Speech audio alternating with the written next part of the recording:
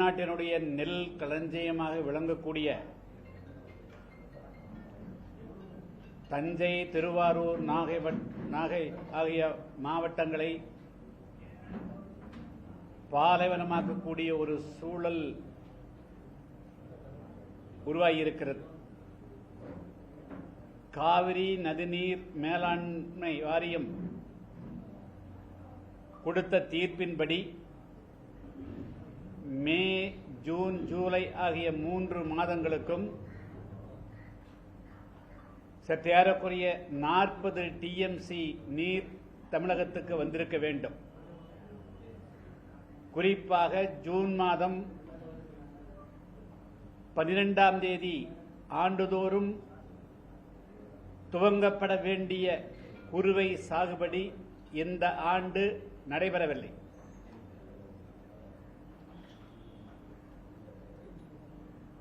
கடந்த ஒரு மாத காலமாக திருவாரூர், நாகை, தஞ்சை மாவட்டங்களுடைய பல பகுதிகளில் குடிக்கக்கூட தண்ணீர் இல்லாமல் குடிநீர் பஞ்சம் ஏற்பட்டு மக்கள் தினமும் தெருவுக்கு வந்து போராடக்கூடிய ஒரு சூழல் உருவாகியிருக்கிறது.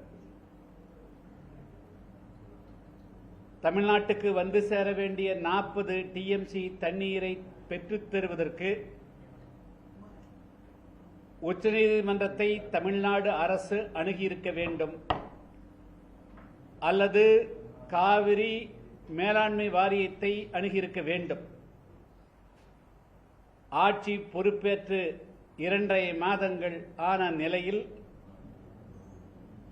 தமிழ்நாட்டினுடைய மிக ஜீவாதாரமான இந்த பிரச்சினை குறித்து இன்று ஆட்சி இருக்கக்கூடிய விஜய் அவருடைய அரசு மிகுந்த மெத்தன போக்கை கையாளுகிறது. இந்த அரசினுடைய பலகீனத்தை பயன்படுத்திக் கொண்டு கர்நாடக அரசு வெந்தபுனிலே வேலை பாய்ச்சுவதைப் போல மேகதாது என்ற அணையை கர்நாடகத்துக்குள் கட்டுவதற்கு தீவிர முயற்சி எடுத்து வருகிறார்கள். எனவே தமிழ்நாட்டினுடைய மிக முக்கியமான இந்த பிரச்சனைக்கு தீர்வு காண்பதற்கு தமிழ்நாடு முதலமைச்சருடைய தலைமையில் ஒரு அனைத்துக் கட்சி கூட்டத்தை கூட்ட வேண்டும் என்று நானே பத்திரிகையாளரிடத்தில், செய்தியாளரிடத்தில் ஏறக்குறைய 4 முறை வேண்டுகோள் வைத்தோம். தமிழ்நாட்டினுடைய அனைத்து அரசியல் கட்சிகளும், பிரதான அரசியல் கட்சியான திராவிட முன்னேற்ற கழகத்தினுடைய தலைவர் ஸ்டாலின் அவர்கள் அறிக்கை வைத்திருக்கிறார். அதேபோல ஒவ்வொரு அரசியல் கட்சியும் அறிக்கை கொடுத்திருக்கிறார். இருந்தாலும் கூட இதை பற்றியெல்லாம் பாராமுகமாக இன்று அரசு இருக்கிறது. இனியும் பாராமுகமாக இருந்தால் தமிழ்நாடு, குறிப்பாக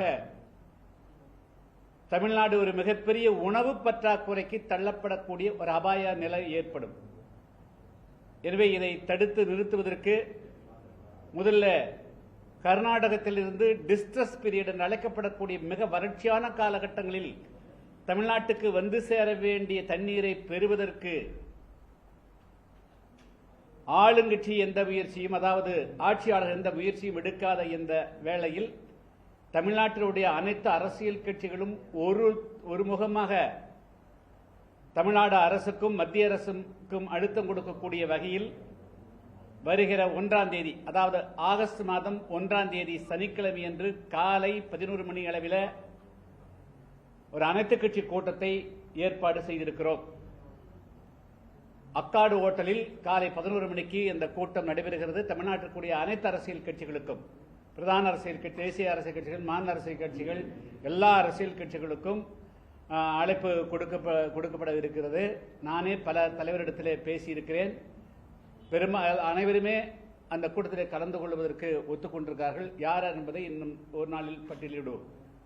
அதேபோல தமிழ்நாட்டில் மாஞ்சோலை உட்பட தமிழ்நாட்டுடைய பல வனப்பகுதிகளில் பல தலைமுறைகளாக வாழ்ந்து கொண்டிருக்கூடிய அந்த பகுதி மக்களை கட்டாயப்படுத்தி வெளியேற்றக்கூடிய சூழ்நிலை உருவாகியிருக்கிறது.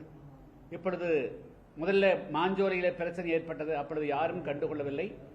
அதனுடைய தொடர்ச்சியாக இப்பொழுது சிலுத்தூர், அதே போல தேனி மாவட்டத்துடைய பல பகுதிகளில், மேகமலை பகுதிகளில் இருக்கக்கூடிய அந்த பகுதியே வாழ்வாதாரம் கொண்டக்கூடிய மக்களை எல்லாம் வெளியேற்றக்கூடிய கோவை மாவட்டத்தில் வால்பாறை பகுதி, அதேபோல் கூடலூர் பகுதி என்று பல பகுதிக்கூடிய மக்களை எல்லாம் 6 தலைமுறை 7 தலைமுறைக்கூடிய மக்களை எல்லாம் வெளியேற்றக்கூடிய ஒரு நிலை இருக்கிறது. எனவே அதற்கெல்லாம் தீர்வு காண்பதற்கும் ஒரு அனைத்து கட்சி கூட்டம் அந்த கூட்டம் ஏற்பாடு செய்யப்பட்டிருக்கிறது. அதே போல தமிழ்நாட்டினுடைய பல பகுதிகளில் விலை மதிப்பற்ற நினைத்தாலும் கூட வாங்க முடியாத அளவுக்கு இருக்கக்கூடிய பகுதிகள், அதாவது குறிப்பாக கோவில் நிலங்கள்.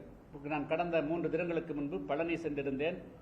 அதாவது பழனி கோவிலுக்கு ஒரு அறக்கட்டளை நிலம், அந்த நிலம் அறப்பணிகளுக்கு தவிர வேறு எதுக்கும் பயன்படுத்தக்கூடாது என்ற விதிகள் இருந்தும் கூட அந்த நிலத்தை 1.4 ஏக்கர், அதாவது 1 ஏக்கர் 40 சென்ட் நிலத்தை 100 கோடி மதிப்புள்ள நிலத்தை வந்து சில பேர் வந்து சட்டவிரோதமாக பத்திரம் செய்திருக்கிறார்கள்.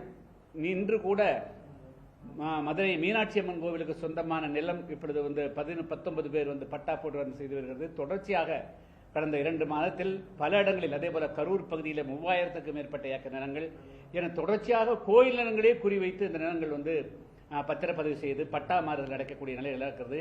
எனவே இதுபோன்று ஒட்டுமொத்தமாக இப்பொழுது ஒரு ஆட்சி மாற்றம் ஏற்பட்டு தமிழ்நாடு வெற்றி கழகம் ஆட்சிக்கு வந்த பிறகு இதுபோல் தமிழ்நாட்டு மக்களுடைய வாழ்வாதாரம், நீராதாரம் பாதிக்கப்படுகிறது, வறட்சி தள்ளப்படுகிறது, கடும் குடிநீர் பஞ்சம் ஏற்படுகிறது. அதை பற்றியெல்லாம் எதுவுமே கவலைப்படாமல் இருக்கக்கூடிய இந்த அரசை செயல்பட வைக்கணும். முதலமைச்சர் வந்து மௌனம் தொடர்ந்து சாதிப்பதா அது வந்து எந்த விதத்திலும் உதவாது. எனவே அதற்கான அனைத்து அரசியல் கட்சியினுடைய கூட்டத்தை வந்து நாங்கள் ஏற்பாடு செய்திருக்கிறோம். எந்தெந்த அரசியல் கட்சியினுடைய தலைவர்கள் யாரை கலந்து கொள்கிறார்கள் என்பதை வந்து ஒரு நாளில் வந்து வெளியிடுவோம். ஆனால் பெரும்பாலான பேசிய அனைத்து எல்லா கட்சி தலைவர்களுமே அதுக்கு வந்து சம்மதம் தெரிவித்திருக்கிறார்கள். எனவே இது மிகப்பெரிய அளவுக்கு வந்து இந்த நிகழ்ச்சி நடைபெறும் என்று கருதுகிறேன். லஞ்சத்தை ஒழிச்சாச்சு, பல்வேறு அரசியல் மாற்றங்கள் நிகழ்ந்து வந்து மக்கள் விரும்புறாங்கன்னு சொல்லிட்டு ஆளுங்கட்சி தரப்பு சொல்றாங்க. ஆனா தொடர்ச்சியாக கூட்டணி இருக்கக்கூடிய காங்கிரஸை எதிர்த்து கர்நாடக மேகதாது விவகாரத்தில் எந்த ஒரு விமர்சனமும் இதுவரைக்கும் ஓப்பனாவே சொல்லல. ஒரு ஸ்ட்ராங்கான முடிவு அரசு எடுப்பதற்கு என்ன தயக்கம்னு நினைக்கிறீங்க? இல்ல, அதாவதுங்க, ஆட்சிக்கு வருவதற்கு முன்பாக வந்து அவர்கள் வந்து எதிர்கட்சிகளை அவர் எப்படி விமர்சித்தாருன்னு உங்களுக்கு தெரியும். குறிப்பா அதாவது வந்து எல்லா பிரச்சனைகளுக்குமே கடிதம் எழுதி கொண்டிருந்தால் போதுமா என்று ஆளுங்கட்சியான திமுகவை கூட அவர் குறை சொன்னார். இப்பொழுது இன்று பார்க்கிற போது வந்து முதலமைச்சர் விஜய் அவர்கள் அதே காவிரி பிரச்சனைக்கு கடிதம் தான் எழுத ஆரம்பிக்கிறார். இது என்ன நியாயம்? இது இப்பொழுது வந்து கடிதம் எழுதக்கூடிய காலகட்டம் இல்லை. இது வந்து ஏப்ரல் மாதத்தில் கடிதம் எழுதியிருந்தால் சரியா இருக்க முடியும். இப்பொழுது வந்து ஒரு குறுவை ஒரு சாகுபடியே போயிருச்சு. இப்பொழுது திருவாரூர், நாகை, அதேபோல் தஞ்சாவூர் டெல்டா மாவட்டங்களில் குடிநீருக்கே மிகப்பெரிய அளவுக்கு பாதிப்பு, குடிநீர் பஞ்சம் ஏற்பட்டு தினமும் சாலையில வந்து மக்கள் போராடுகிறார்கள். அப்ப இந்த நிலையிலும் நீங்கள் வந்து கடிதம் எழுதி கொண்டிருந்தால் இந்த பிரச்சனைக்கு எப்படி தீர்வு வருது? நீங்க வந்து இதுக்காக அனைத்து கட்சி கூட்டத்தை நாங்கள் ஏற்பாடு சொல்லி பலமுறை சொன்னீங்க, நீங்க அந்த முயற்சி எடுக்கல. அதுவாக வந்து நீங்களே தமிழ்நாடு முதலமைச்சரே அவர் வந்து பெங்களூர் போய் பேச்சுவார்த்தையில் ஈடுபடுவதாக சொல்லப்படுகிறது. இதெல்லாம் வந்து தமிழ்நாட்டு மக்களுடைய இன்றைய பிரச்சனைக்கு வந்து உதவாது. நீங்க வந்து வெறுமனே வந்து ரிட்டாரிக்கா வெறும் விளம்பரத்துக்காக நாங்கள் லஞ்சத்தை ஒழிச்சிட்டோம் அல்லது சொல்லி பிரயோஜனம் இல்லை. கண் முன்னாடி பழனி கோவில் ஒரு ஏறக்குறைய ஜூலை மாதம் 6ஆம் தேதி சம்பவம் நடந்து இன்று வரையிலும் அந்த குற்றவாளிகள் வந்து யாருக்காக அந்த நிலம் கைமாறியது என்பது வந்து கண்டுபிடிக்க முடியல. அப்ப ஏறக்குறைய ஒரு மாத காலம் ஆகியும் கூட அந்த யார் பின்னால் இருந்து இந்த நிலம் பரிமாற்றம் செய்தார்கள் கண்டுபிடிக்க முடியல. அப்புறம் எப்படி லஞ்சத்தை ஒழிக்க முடியும்? லஞ்சம் தானே லஞ்சம் நடைபெற்றதுனால தானே அந்த பரிமாற்றம் நடக்குது. எனவே இதே எடுத்துக்காட்டா போச்சு.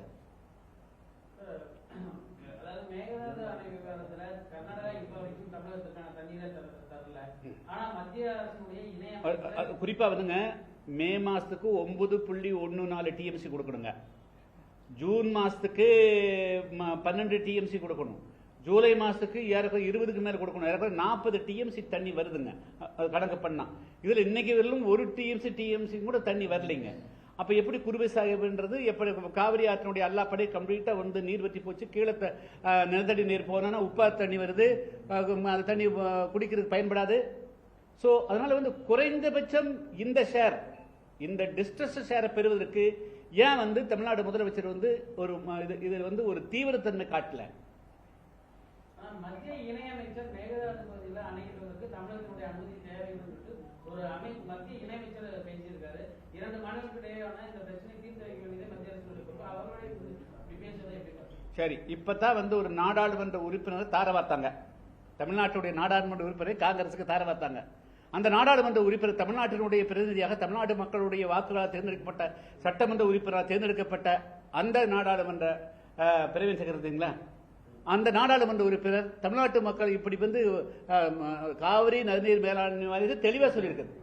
எந்த அணைக்கட்டுகள் எந்த கன்ஸ்ட்ரக்ஷன் இருந்தாலும் கூட தமிழ்நாட்டினுடைய ஒப்புதல், தமிழ்நாடு கேரளம் பாண்டிச்சேரியுடைய ஒப்புதல் இல்லாமல் கட்ட முடியாது.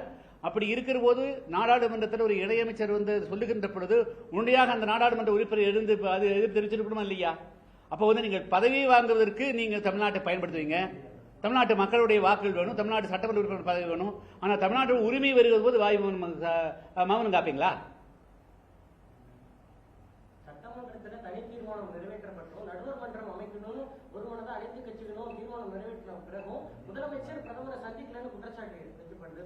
அதான் நாங்க அதான சொல்றோம். அதாவது நாங்க தொடர்ந்து என்ன வலியுறுத்துறோம்னா, நீங்க சட்டமன்றத்தில் இருக்கக்கூடிய அரசியல் கட்சிகளை மட்டும் சட்டமன்றத்தில் தீர்மானம் நிறைவேற்றினால் போதாது.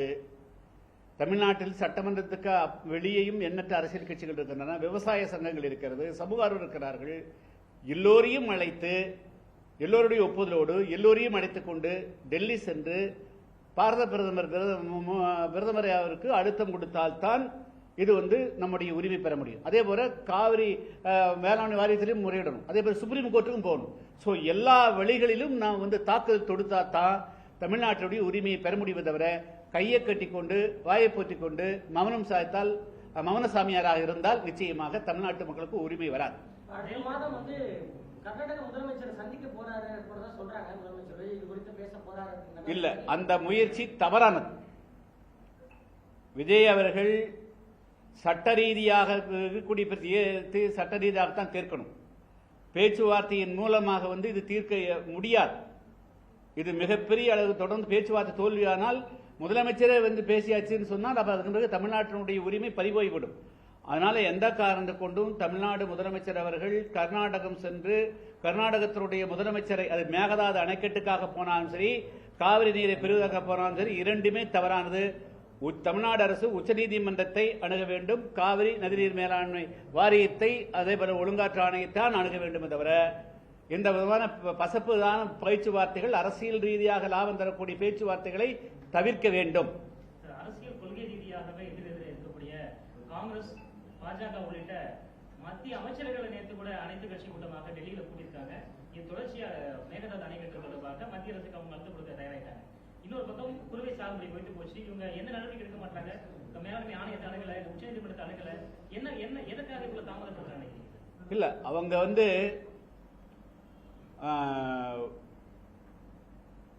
ஏதோ வாராது வந்தது போல பதவிக்கு வந்துட்டோம், மத்திய அரசையும் பகைக்கூடாது, அந்த அண்டை மாநிலங்களும் பகைக்கூடாது என்று ஒரு நிலைப்பாட்டை, தவறான நிலைப்பாட்டை எடுக்குகிறார்கள். அது தவறான. தமிழ்நாட்டு மக்கள் உங்களுக்கு வாக்களிச்சிருக்கிறாங்களோ, ஆட்சி கொண்டு வந்திருக்கிறாங்க அப்படின்னா கடந்த ஆட்சியில் இருந்தவர்கள் கூட நீங்கள் வந்து வேகமாக செயல்படுவீர்கள், நீங்கள் இன்னும் உக்கிரமாக செயல்படுவீர்கள்.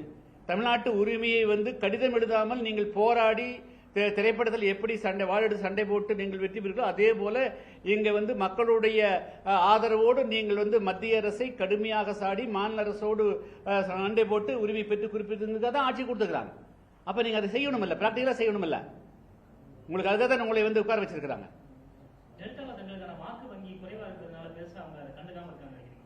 அதுவும் ஒரு காரணமாக இருக்க வாய்ப்பு இருக்கிறது. ஆனால் இப்படியெல்லாம் வந்து அரசியல் செய்யக்கூடாது. ஒரு பகுதியில் வந்து தனக்கு வந்து வாக்கு அளிக்கலன்னு சொன்னா அவங்கள பழி வாங்கிறது, இது டெல்டா வந்து it is not issue of ஒரு 3 மாவட்டத்தினுடைய பிரச்சனை கிடையாதுங்க. இது தமிழ்நாடு, ஒட்டுமொத்த தமிழ்நாட்டுடைய நெற்களஞ்சியம் அது. அதனால் வந்து அங்கே நம்மளுக்கு சட்டமன்ற உறுப்பினர் இல்லை என்பதற்காக அவர் வந்து அதை புறக்கணிச்சாருன்னா அது மிகப்பெரிய தவறா போயிடும். அது வந்து கிளையிலே வந்து அடிமரத்தை வெட்டுவதற்கு சமமா போயிடும். தமிழ்தாய் வாழ்த்து இந்த தினம் மனோன்மணியம் சுந்தரனார் பல்கலைக்கழகத்தில் பட்டமளிப்புள்ள தமிழ்தாய் வாழ்த்து 3வது இடத்துல பாடப்பட்டிருக்கு. வந்தே மாதரம் முதலில் பாடப்பட்டிருக்கு. தமிழ்தாய் வாழ்த்து எழுதினவருடைய பெயரால் இருக்கக்கூடிய அந்த பல்கலைக்கழகத்துல ஆளுநர் நிகழ்ச்சின்னு சொல்லி ஒரு காரணம் சொல்லப்படுது. அரசு இதுக்கு எந்த கண்டனமும் தெரிவிக்கல, இது வரைக்கும் ஒரு அபிஷியல் ஸ்டேட்மெண்ட் இல்லைங்க. அதாவது ஒரு தமிழுக்கு ஒரு மிக முக்கியமான இடத்தை பெற்றுக் கொடுத்தவர். மிகப்பெரிய அளவுக்கு வந்து தமிழ் மொழிக்கு வந்து அடுத்த கட்டத்துக்கு எடுத்துக்கொண்டவர் மீனாட்சி சுந்தரம் அவர்கள். தமிழ் தாய் வாழ்த்து மூலமாக இந்திய மாநிலங்களிலேயே ஒரு மிகப்பெரிய அடையாளத்தை பெற்றுக் கொடுத்தார். அவருடைய பெயராக இருக்கக்கூடிய அந்த பல்கலைக்கழகத்தில் அவர் எழுதின பாட அப்படிங்கிறது மிகப்பெரிய ஒரு வருத்தத்தை அளிக்கக்கூடியது. தமிழ்நாடு அரசு வந்து அவங்களுடைய அமைச்சர்களோ அல்லது வந்து அதிகாரிகளோ போகல அப்படிங்கிறதெல்லாம் முக்கியம் இல்லை. நீங்கள் இதுக்கு தீர்வு காணணும். நீங்கள் சும்மா வந்து எத்தனை மீட்டிங் நீங்கள் புறக்கணிப்பீங்க? தமிழ்நாட்டில் 30க்கும் மேற்பட்ட பல்கலைக்கழகம் இருக்குது. எல்லா நிகழ்ச்சிகளும் அதான் செய்வாங்க. நீங்கள் தமிழ்நாடு அரசு தமிழ் தாய் வாழ்த்தை முதலில் பாடுவதற்கு என்ன ஆக்கபூர்வமான நடவடிக்கை எடுக்க போறீர்கள் அப்படிங்கிறது தான் முக்கியமான கேள்வி. என்னுடைய கேள்வி, நீங்க புறக்கணிக்கிறதுல தீர்வுக்கு என்ன வழிங்கிறதா சொல்லணும். புறக்கணிக்கிறதா தீர்வு வராது. அந்த பாட வைக்கிறதுக்கு என்ன நடவடிக்கை எடுக்க போறீங்க, அதுதான் தமிழ்நாடு மக்கள் அனைவரும் எதிர்பார்க்கிறார். குறிப்பா வந்து தமிழ்நாடு அரசுடைய பிரச்சனைகளா இருக்கட்டும், மேகதாதுவா இருக்கட்டும், நீட் விஷயம் விவகாரமா இருக்கட்டும், அதே போன்று வந்து பல்வேறு விஷயங்களா இருக்கட்டும், தொடர்ந்து முதலமைச்சர் பேசவே மாட்டார் இது குறித்து. ஏன்னா தேர்தலுக்கு முன்பே நாங்க வந்து நீட் எதிர்ப்பு, அதாவது மத்திய பாஜக அரசு நாங்கள் எதிர்ப்புன்னு பல்வேறு விஷயங்களை பேசிட்டு ஆட்சிக்கு வந்த பிறகு இது குறித்து இதுவரைக்குமே பேசல. பல்வேறு எதிர்கட்சிகள் குற்றம் சாட்டாங்க. அது குறித்து இல்ல, பேசாமல் இருந்தது ஆட்சிக்கு முன்னாடி வேணா அவருக்கு சாதகமா இருக்கலாம். ஆனால் தொடர்ந்து பேசாமல் மக்களோடு தொடர்பற்று இருக்கக்கூடிய ஒரு முதலமைச்சர் ஆட்சிக்கு அதுவே ஒரு ஆபத்தாக முடியும். அது எப்ப முடியும், எப்ப வந்து சேரும் சொல்ல முடியாது. எதை சரி என்று, எது வந்து சரியானது என்று அவர்கள் முன்பு கருதினார்களோ, ஆனால் இப்பொழுது அப்படி கருத முடியாது. அன்று அவர் ஒரு தனிப்பட்ட நபர், ஒரு திரைப்பட நடிகர். ஆனால் இன்று வந்து 8 கோடி தமிழ் மக்களுக்கு, இங்கு மட்டுமல்ல, தமிழ்நாட்டில் வாழக்கூடிய தமிழ்நாட்டு மக்கள் மட்டுமல்ல, உலகெங்கும் வாழக்கூடிய அனைத்து தமிழக மக்களுக்கும் பதில் சொல்ல வேண்டிய இடத்துல இருக்கிறார். அதனால வந்து ஹேட் டு கம்யூனிகேட். அவர் வந்து மக்களோடு மக்களாக தினமும் தொடர்பு கொள்ள வேண்டும், ஊடக பேசணும், என்ன திட்டம்னு சொல்லணும், அதுக்கு பதில் சொல்ல வேண்டிய இடத்துல இருக்கிறார். அந்த மௌனம் மிக மிக ஆபத்தாந்து நான் இன்னைக்கு சொல்லி வைக்கிறேன். அந்த ஆபத்து எப்போ வரும், எப்படி ரூபத்தில் வரும்னு சொல்ல முடியாது. உங்களுக்கு தெரியும் அண்மை காலங்கள் உலகெங்கு எப்படி நடந்துக்குது, டெல்லியில் எப்படி நடந்துங்கிறது. அதை பாடுவதை மூன்றாவதாக பாடுவதை அனுமதிக்க முடியாதுன்னு சொல்லிட்டு சட்டத்துறை அமைச்சர் சொல்லியிருக்காரு. ஆனாலும் சார் வந்து இந்த கதையை எத்தனை நாளைக்கு சொல்லிட்டு இருப்பீங்க? அனுமதிக்க முடியாது. அனுமதிக்கிறது எப்போ, பாட வைக்கிறது எப்படின்னு சொல்லுங்கன்னு கேட்டா அதை விட்டு போட்டு நீங்க அந்த இடத்துல நினைக்கிறீங்க.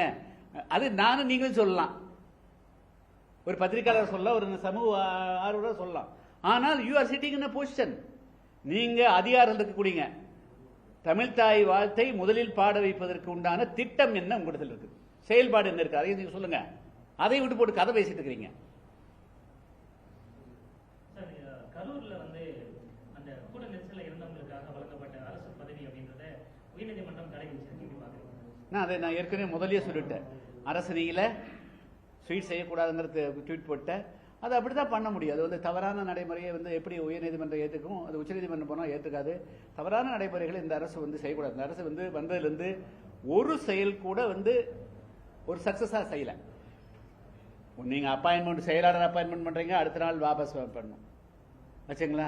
எல்லா விஷயத்திலுமே வந்து ஆழ்ந்து திங்க் பண்ணுறதுக்கு முடியல, அல்லது நல்லவர்கள் ஆலோசனை பெறக்கூடிய, நல்ல பக்கத்தில் ஆலோசனை சொல்லக்கூடியவர்களும் பக்கத்தில் ஆள் இல்லை.